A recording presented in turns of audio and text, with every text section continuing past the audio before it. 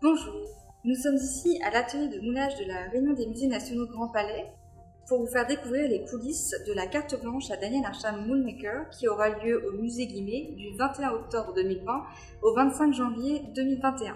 La collaboration avec Daniel Arsham date depuis juillet 2018, date à laquelle Daniel est venu au musée pour visiter les espaces et découvrir les collections avec lesquelles il souhaitait travailler pour recréer une archéologie du futur.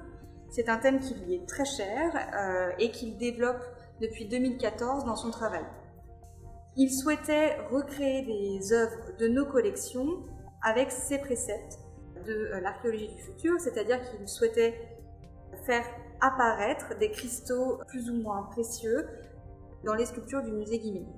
Il a été très intéressé par les érosions présentes naturellement dans les œuvres du musée Guimet qui ont été découvertes en contexte archéologique.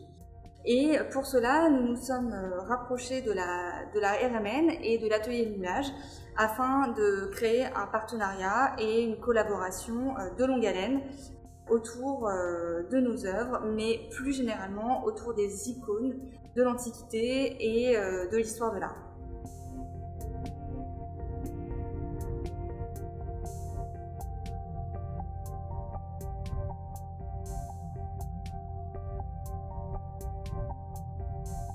Je m'appelle Perrine Valls, je suis apprentie depuis un peu plus d'1 an aux ateliers de moulage de la RMN.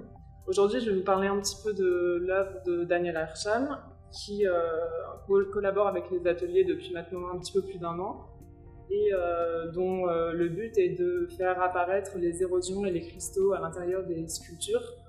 Donc les sculptures sont de différents styles, de différentes formes, de différentes couleurs. Il nous envoie un certain nombre de cahiers des charges et nous on essaye de répondre au mieux à sa pensée artistique. Donc en fait on travaille en fonction de ce qu'il nous demande, on essaye de faire vraiment apparaître les érosions au bon endroit.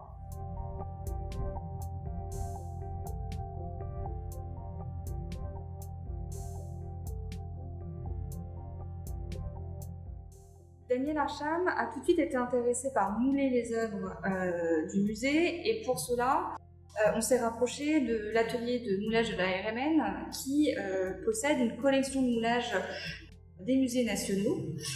Nous avons cherché les œuvres qui avaient déjà été moulées par la RMN afin de faciliter le travail et d'éviter de devoir recréer des moulages sur des œuvres du musée. L'une des œuvres qui a particulièrement intéressé Daniel Arsham est cette divinité khmer qui date du XIe siècle, qui est en réalité en grès, donc une couleur grise au musée, et qu'il a choisi de recréer en hydrostone, rose et blanche. Dans cette sculpture, on voit parfaitement les inclusions de calcite et de quartz que nous voyons ici, qui apparaissent dans le drapé de la jupe et de la divinité ici. C'est tout à fait intéressant puisque dans l'exposition, elle sera posée à côté d'une œuvre de la fin du XIIe siècle du Bayonne, alors que cette œuvre date du XIe siècle et provient d'un temple hindou.